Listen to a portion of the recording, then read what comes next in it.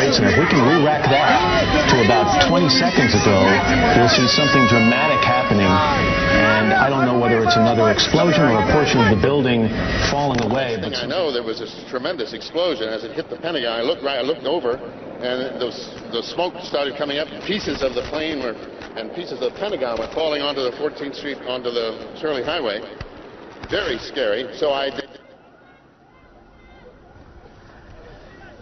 Crossing to the World Trade Center in New York. Now, I already gave you a moment or two yesterday. I ago. fully support the freedom of speech, but we saw God damn it, sometimes you really the Twin wish people Tower. like the Phelps family It's some didn't get to take advantage of 110 it. stories high. But comedian Bruce Stone It's starting is urging me to change my to fall mind. apart. So let's hear your There's no other way of expressing what's happening. As you can see these pictures. The Westboro Baptist Church have won the Supreme Court decision, allowing them to continue not only to tell people to keep some distance from the building, but to take immediate cover. Can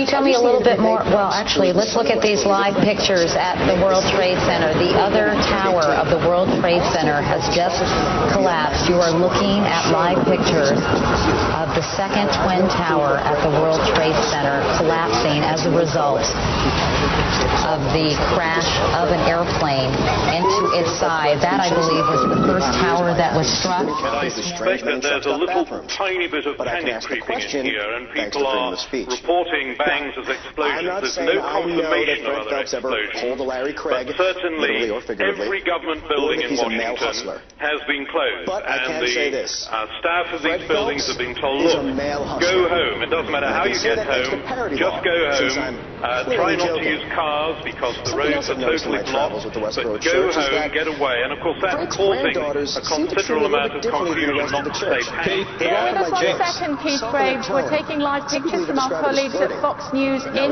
New York. We know that one of the Twin Towers of the World Trade Center in New York collapsed a short time ago. Some 25,000 people were inside that building. We just saw it live here on Sky News. The second tower has collapsed. The second tower has collapsed. Show me what they're going to look like in 20 years. I might even be flattered.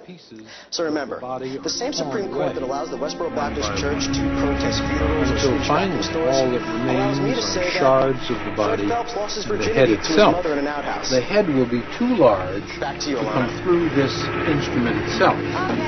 This will necessitate the introduction of this instrument called a polyp forceps into the uterus through the already dilated cervix, and the abortionist will then attempt to grasp the free-floating head of the child in the uterus between the rings of this instrument.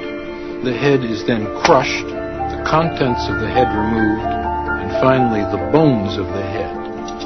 And the abortion is then effectively at an end.